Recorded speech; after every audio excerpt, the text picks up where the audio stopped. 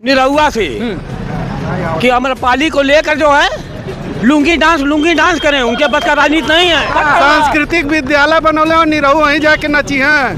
हाँ, और 5 साल 1.5 साल कैसा हूँ खा ललना जी ललना, अब ना आई हैं वहीं जाके नची। यही रह करते अरे खाटी यही ना नचनिया इस बार दिखाएंगे का नाच के दिखाएंगे थम चुनाव दिखाए थे, कह रहे इसमें अरे जाओ कहता हवा भुला जाए अब।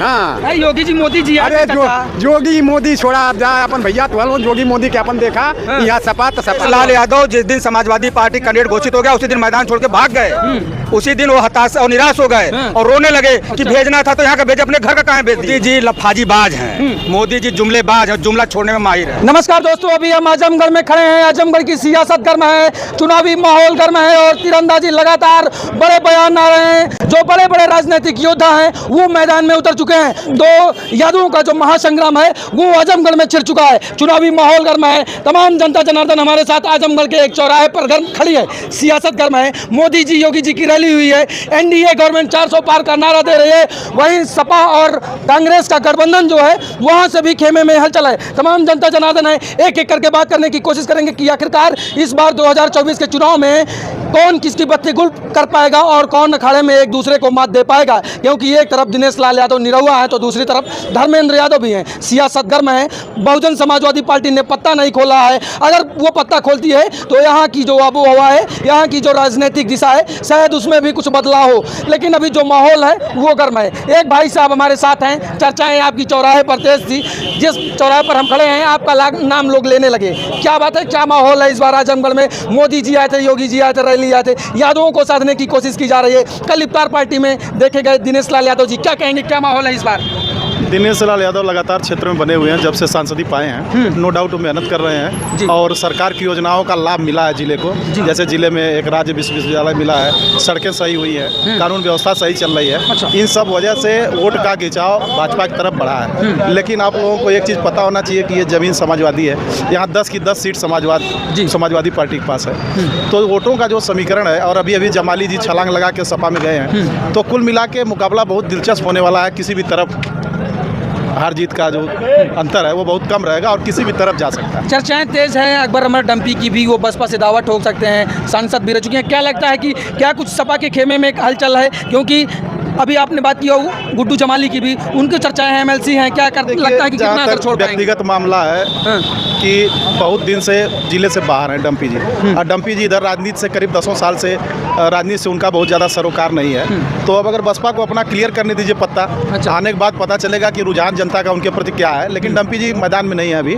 और जो जमाली का मामला था वो थोड़ा अलग था, क्योंकि जमाली का व्यक्तित्व तो बड़ा है, जनता उनको बहुत ज़्यादा पिछली बार जो है 2,62,63,000 के आसपास वोट दिया पब्लिक ने उनको। तो जमाली का एक अपना व्यक्तित्व था, उनकी लड़ाई बहुत अच्छी थी। अब उस स्तर की लड़ाई कोई मुस्लिम कैंडिडेट लड़ पाएगा, ये थोड़ा अभी उस पर प्रश्न है, जो सही कहा जाता है। जो वर्तमान में कंडीशन है, क्या लगता है कि कोई इसकी मजबूत दावेदारी है? क्योंकि उधर डबल इंजन की सरकार है, इधर इंडिया गठबंधन है, एमवाई फैक्टर भी यहाँ है, क्या लगता है? भाई भाजपा हर जगह को भगवा करते जा रही है। आप तो देख ही रहे हैं, इसमें हमारा कोई इसमें व्यक्तिगत वो नहीं है, लेकिन टफ से टफ जगह को भाजपा ने जीता है। ये तो मीडिया के लोग आप लोग जान ही रहे हैं। तो यहाँ भी अगर लड़ाई में भाजपा आ गई तो ये बड़ी बात है, क्योंकि यहाँ तो ये जमीन तो हमेशा रंगीन रहती थी जो है हरे रंग से। अच्छा, अगर यहाँ लड़ाई में है तो ये भाजपा के लिए तो प्लस ही है ना, गेनिंग हो रही है भाजपा की। अच्छा, यहाँ मुलायम सिंह सांसद रहे, अखिलेश यादव सांसद रहे, मान लीजिए धर्मेंद्र 7-8 हज़ार के माइनर अंतर से हारे पिछला चुनाव, उपचुनाव था।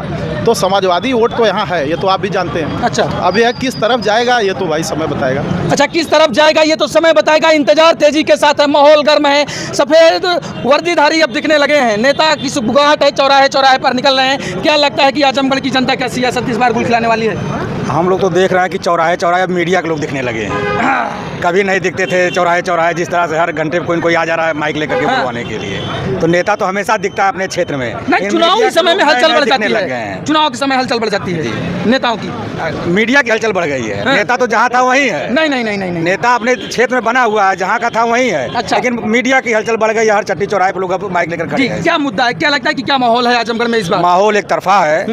यह धरती समाजवादियों की धरती है और यहाँ समाजवाद की पौध बाबू विश्राम राय ने यहाँ रोपित किया था। वह पौध जो आज के डेट में विशाल वट वृक्ष बन गया है, वह समाजवाद का पौध। तो कोई भी दल उस समाजवादी पौध को हिलाने की क्षमता में आज की डेट में नहीं है। मोदी जी अभी आए थे योगी जी रैली के, मोदी जी खुले मन से कहे ये आजमगढ़ है और ये विकास की धारा में सतत जुड़ा रहेगा, ये मोदी की गारंटी। मोदी जी लफाजीबाज हैं, मोदी जी जुमलेबाज हैं, जुमला छोड़ने में माहिर हैं। मोदी जी को ये जानकारी ही नहीं है कि आजमगढ़ आज से नहीं 2500 300 400 साल से विकास की मुख्य धारा में है। अच्छा। जब मोदी जी के गृह जनपद में पीजीआई नहीं था तब यहाँ पीजीआई बन गया था। जब मोदी जी के गृह जनपद में एयरपोर्ट नहीं था तो यहाँ हवाई पट्टी बन गई थी। मोदी जी क्या विकास की बात करेंगे, उसको मुख्य धारा में जाएंगे। ये ऑलरेडी मुख्य धारा में समाजवादियों ने जिले को रखा हुआ है। तो क्या लगता है कि कैसे मात दे पाएंगे? मैं तो कह रहा हूँ कि बाबू जहाँ 80 में 80 सीट का वो मैं कह रहा हूँ कि बाबू विश्राम राय की धरती जो पौध उन्होंने लगाई है उसको कोई हिला नहीं पाएगा। मोदी जी कहते हैं उनकी गारंटी है अब की बार। अच्छा, पहली बार हो रहा है कि स्वयं कोई आदमी अपनी गारंटी ले रहा हो। आज तक तो बैंक में लोन ले जाए तो गारंटी कोई दूसरा लेता है, यहाँ वही आदमी अपनी गारंटी ले रहा है। सबसे हास्यास्पद बात तो ये है, बैंक तो दूसरे की गारंटी लेता है, लोन लेने जाइए, वो खुद अपनी ही गारंटी ले रहा है। पहले बार पूरे देश में ऐसा नमूना देखने को मिला है जो खुद अपनी गारंटी लेता है। जी ये बताइए, कल की एक तस्वीर वायरल हो रही है खूब सोशल मीडिया पर।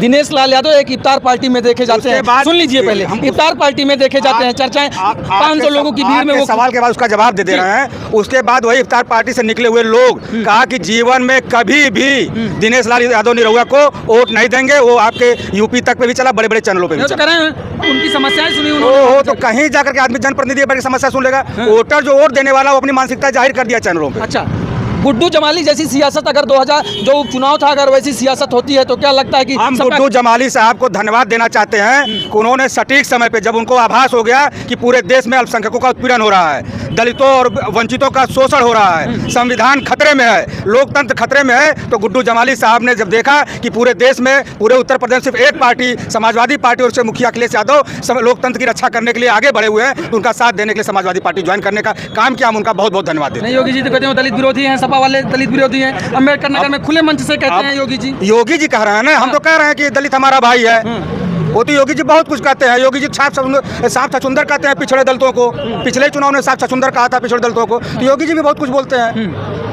ओवैसी जी ने कहा कि कांग्रेस और सपा वाले, आपने सुना होगा उनका भाषण उद्बोधन में, कहते हैं कि ये केवल वो वोट लिए उनका शोषण किए हैं और कुछ नहीं। ये राहुल गांधी हो चाहे अखिलेश हो, आप जानते होंगे। तो उन्होंने उनका क्या कर दिया?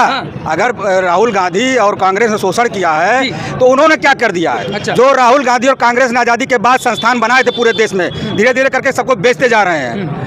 मैं भारत बिकने नहीं दूंगा भारत को। आपने कुछ भी ऐसा संस्थान छोड़ा नहीं जिसे बेच न दिया हो। आज भारत पूरे दुनिया में वाहिद एक ऐसा देश है जिसके पास खुद की एयरलाइंस नहीं है। और यही मोदी जी कहते थे कि मेरा सपना कि हवाई चप्पल पहना हुआ व्यक्ति हवाई जहाज में बैठे, और सरकारी एयरलाइंस आपने बेच दिया, प्राइवेट के भरोसे हो गए। कैसे हवाई चप्पल पहना हुआ व्यक्ति बैठेगा? एयरपोर्ट तो बनवा दिया ना आजमगढ़ में उन्होंने। फिर वही बात, एयरपोर्ट उन्होंने बनवाया। 1 इंच जमीन खरीदे हो तो बता दें। जो जमीन 2005 में तत्कालीन मुख्यमंत्री हमारे श्रद्धेय नेताजी मुलायम सिंह यादव ने हवाई पट्टी बनाने का काम किया था, उससे 1 इंच जमीन अगर बढ़ी हो तो बता दें उन्होंने बनाया है। दिनेश लाल यादव मैदान में है, क्या लगता है कि धर्मेंद्र यादव? दिनेश लाल यादव जिस दिन समाजवादी पार्टी कैंडिडेट घोषित हो गया उसी दिन मैदान छोड़ के भाग गए। उसी दिन वो हताश और निराश हो गए और रोने लगे कि भेजना था तो यहाँ का भेज, अपने घर का कहाँ भेज दिए। नहीं, वो तो कहने लगे तंज है ये तो अखिलेश नहीं, तंज नहीं है, वो उनकी हताशा का परिणाम है। हम तो सांस्कृतिक विद्यालय बनौले और निरहू वहीं जाके नची हैं। हाँ, और 5 साल 1.5 साल कैसा हूँ खा ललना जी ललना, अब ना आई हैं, वहीं जाके नची हैं। नहीं कह रहे हो तो मैनपुरी भेज देंगे। केवल यादव कह रहे हैं क्या अखिलेश यादव के यहाँ पैदा हुए हैं? पूर्वांचल में कोई यादव नहीं था जो आजमगढ़ से लड़ सकता है, वो तो खुले मंच से कह रहे हैं। वो कहने दीजिए, उससे कहने से क्या होता है? ये सपा की धरती है, सपा का कैंडिडेट लड़ेगा, सपा को टिकट वोट दिया जाएगा, सीधी बात। चाहे वो धर्मेंद्र यादव हो चाहे कोई भी हो। यादवों में सेंधमारी कर रहे हैं, कह रहे हैं वो यादवों में सेंधमारी कर रहे हैं। नहीं, यादव तो हैं, तो दिनेश यादव क्या सेंधमारी करेंगे? हाँ, वो नचनिया आदमी के ना वोट दिया। अरे वोट नहीं, वो सुनिए, वो पैठ बना चुके हैं। सही है एकदम, सपा रही, सपा सही रही। दिनेश यादव अरे कौड़ी 3 जइया खाटी यही रहे, कहते खाटी। अरे खाटी यही ना, नचनिया नचनिया नचनिया। इस बार दिखाएंगे का नाच के दिखाएंगे थम थम। उपचुनाव दिखाए थे, कह रहे इसमें। अरे जा जाओ कहता हवा भुला जाए अब। हाँ, योगी जी मोदी जी। अरे योगी मोदी छोड़ा जा अपन भैया, तो योगी मोदी के अपन देखा यहाँ सपा तो सपा रहेगी। और क्या साइकिलिया से है एकदम, बिल्कुल कमल खिला देंगे। बिल्कुल नहीं चलेगी साइकिल, साइकिल चलेगी, रोज चलती है, उसी रफ्तार से चलेगी। माहौल गर्म बा, एकदम गर्म हो। हाँ, मैं तो कहा बात दिनेश लाल यादव मैदान में हुआ, कहा था हुआ कि जा नाचे, जाके नाचे। नहीं, वो तो कह रहे हैं सांस्कृतिक विद्यालय उन्होंने विश्वविद्यालय बनाया, वही बच्चे वही पढ़ेंगे वही लिखेंगे ना और आगे चाहिए जाएंगे। वो कहाँ पढ़ बच्चन के पढ़े कहाँ दी हैं, हाँ। पढ़ लिख के वो कहाँ बच्चन के जाए दी हैं। अच्छा जवन बच्चा अगर मेहनत करके पढ़त हुआ उन्हों का पेपर लिख कर देता हुआ वो जी। कहाँ से वो करिया वो खाली नाचे गावक बनौले हम नाचे गावक। हाँ। हाँ अरे तो सांस्कृतिक विरासत है, बढ़ाएंगे देश कुछ की। नहीं वो नाचने गाने के लिए बनाए हैं। अच्छा। और लड़कन की नौकरी देवे बदे ना बनौले हम हाँ, ना राशन भी देते हैं। राशन वो अपने घर से देता हुआ। हाँ दरवाजे के रास्ते देता हूँ, खिड़की के रास्ते ले लेता हूँ। हाँ 80 करोड़ लोगों को दे रहे हैं। कुछ ना देता हूँ, फ्री? अपने घर से ना देता हूँ। 2026 तक फ्री अपने घर से ना देता हूँ, फ्री कर दिए करें। एकदम अपने घर से ना देता हूँ। सीधा बोलिए। समाजवादी और बीजेपी के दोनों को टक्कर रहेगा। हाँ। हम राजभर हैं, 1 लाख अरे राजभर जी हैं, क्या नाम हुआ? विजय प्रकाश। अरे एक राजभर जी हैं पीले गमछे वाले, आप तो ये वाला लिए हैं। अरे इससे क्या पीला फर्क? वाला दिखाइए, दरोगा भी काम जाएगा उसमें, राजभर दिखेगा क्या? ये बात नहीं है। हाँ जब से ओम प्रकाश आ गए 1 लाख वोट तो बीजेपी में जाएगा। हाँ यहाँ से अच्छा जाएगा पक्का। मतलब राजभर में भी सेंध मारी, चौहान में भी सेंध मारी, खटिक में सेंध मारी, तो क्या लगता है कि किसका पलड़ा भारी होगा आजमगढ़ में? अब देखिए, अब टक्कर की लड़ाई रहेगा, जब जिधर कौन भारी पड़ता अब तो अब आगे बताएगा। एक राजभर हुआ है, खुल के बोल रहे हैं, आप गोल गोल घुमा रहे हैं, सीधा ये ना मैदान में जैसे चाचा है वैसे कौन राजभर है?